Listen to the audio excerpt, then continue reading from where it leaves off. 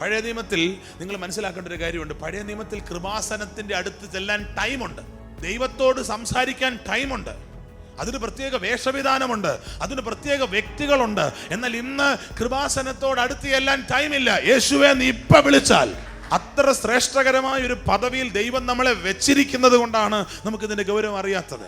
പലപ്പോഴും ഒരു വലിയ വ്യക്തിത്വത്തിന്റെ ചുറ്റും നിൽക്കുന്ന ആളുകൾക്ക് അയാൾ എത്ര വലിയ വ്യക്തിത്വമാണ് എന്ന് അറിയാൻ കഴിയണമെന്നില്ല.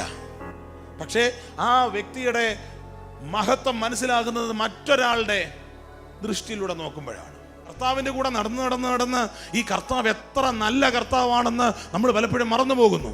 അതിനേക്കാളും നമ്മൾ മറന്നു പോകുന്നൊരു കാര്യമാണ് നമ്മുടെ കർത്താവ് എത്ര പരിശുദ്ധനാണ്. എവിടെയെങ്കിലും ശരിയായ നിലയിൽ പരിശുദ്ധാത്മാവ് പ്രവർത്തിക്കുമ്പോൾ നമ്മുടെ അധമ അവസ്ഥ നമുക്ക് വെളിപ്പെട്ട് വരും.